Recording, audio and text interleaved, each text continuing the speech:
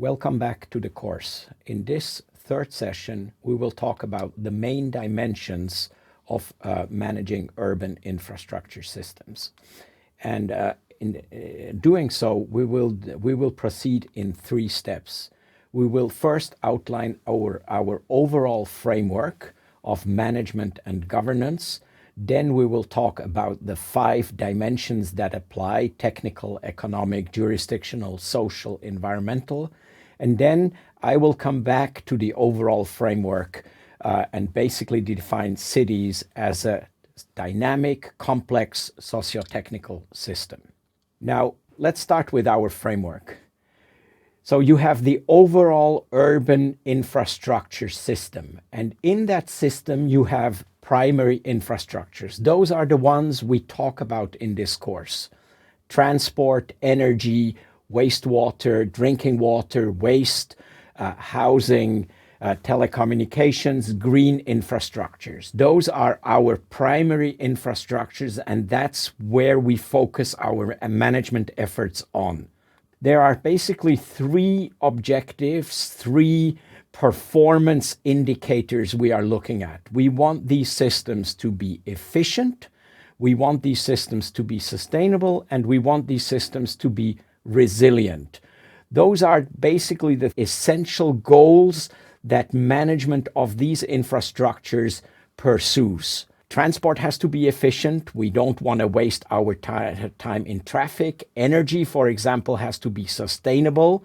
And city systems have to be resilient because, for example, after a storm, we want them to function. We want transport or water, sewerage to function again smoothly after that.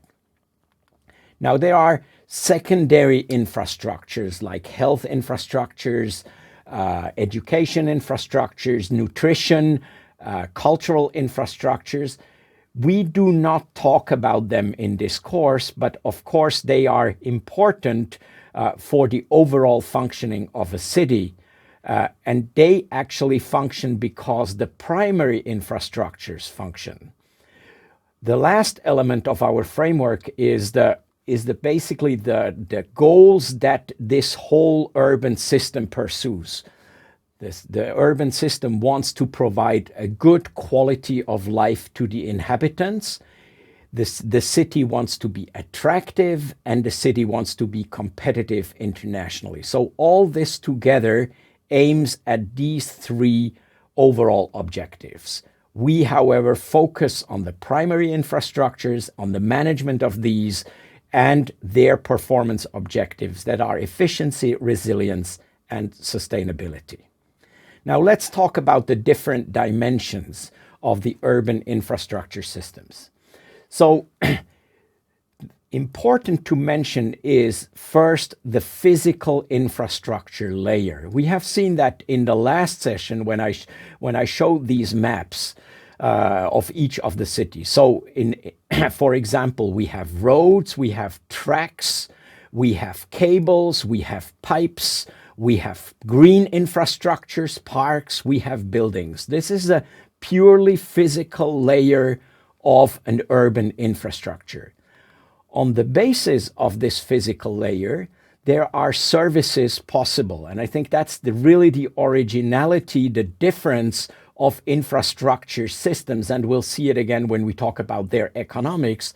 It's you have to have a physical layer, and then on the basis of the physical layer, you can provide services. You can provide transportation services or mobility services, as we call them now. We can provide energy services, housing services, water services, environmental services, communication services. All this is possible because of the physical infrastructure. And all together, the physical infrastructure layer and the services layer together benefit the citizen and the customer.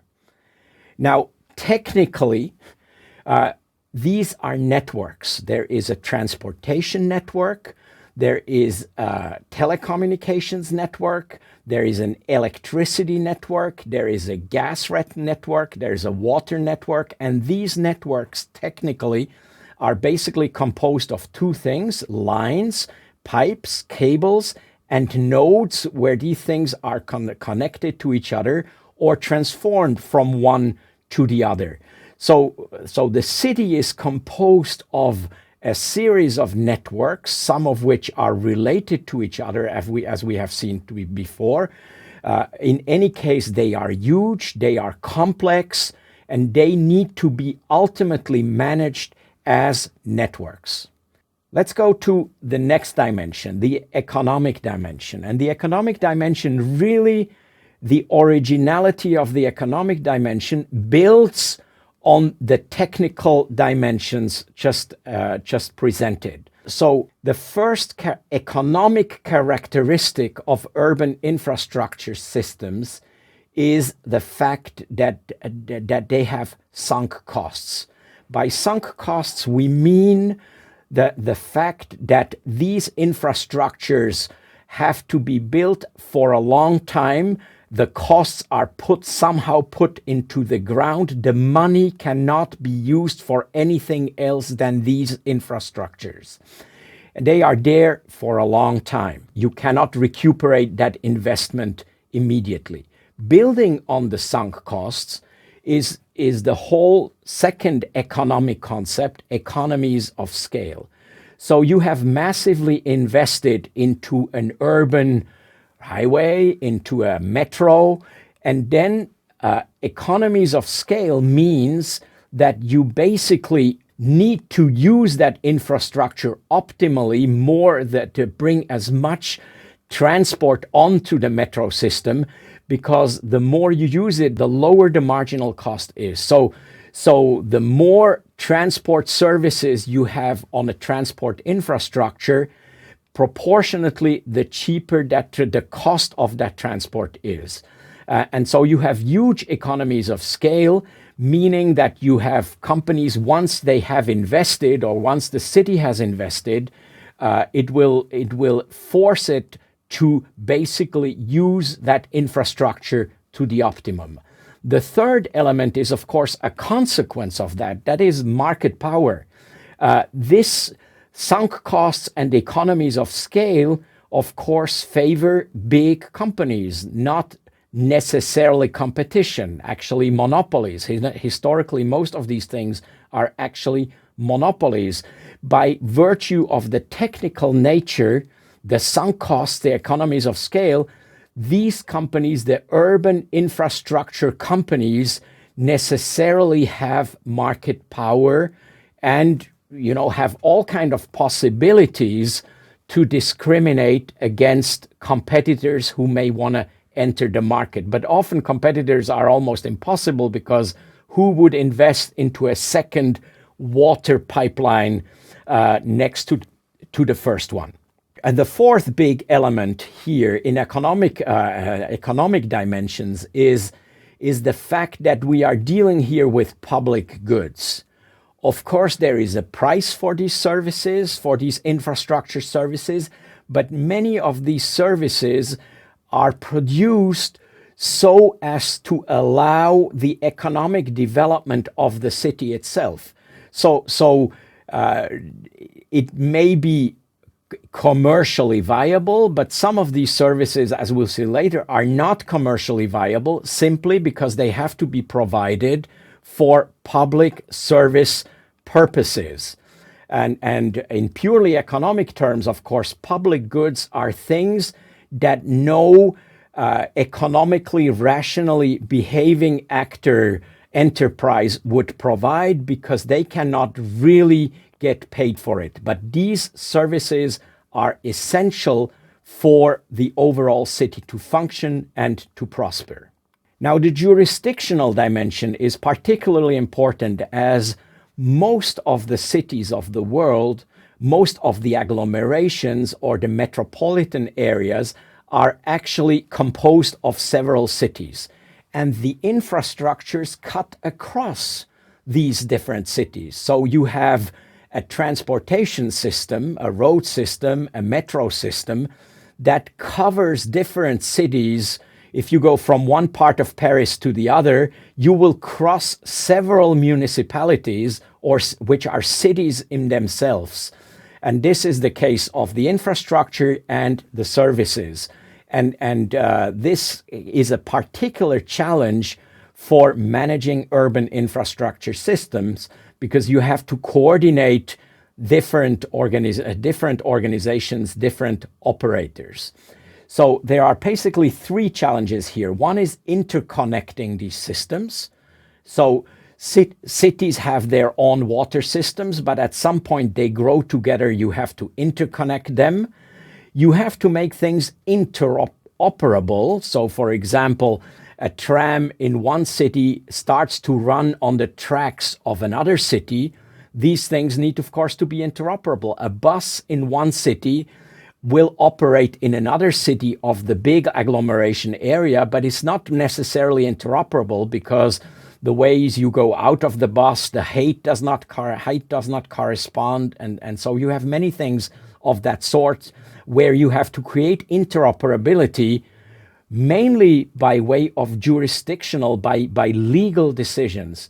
And finally, you have to manage these systems as a whole. It does not make sense to have, 3 different cities in the big agglomeration of Paris or London and manage each of them separately. This is a huge jurisdictional challenge. Now, the social dimension. There are positive and negative aspects in the social dimension. So among the negative aspects, of course, there's the equity issue, the exclusion issue. For example, you build a highway right through the city, through areas where rather poor people live. They cannot cross the street anymore. They cannot use the highway. And so basically this is an equity issue, and you create all kind of exclusion.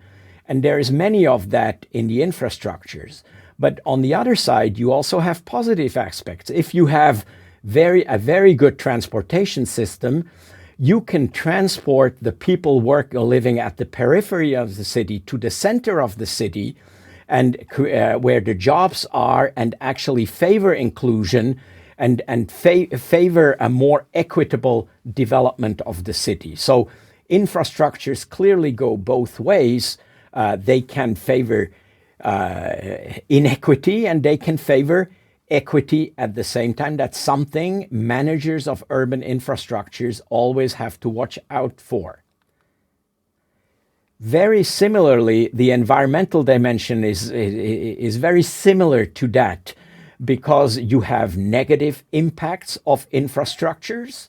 You have CO2 emissions from buses, from other transport. You have pollutants, you have noise, you have land use from housing and things like that.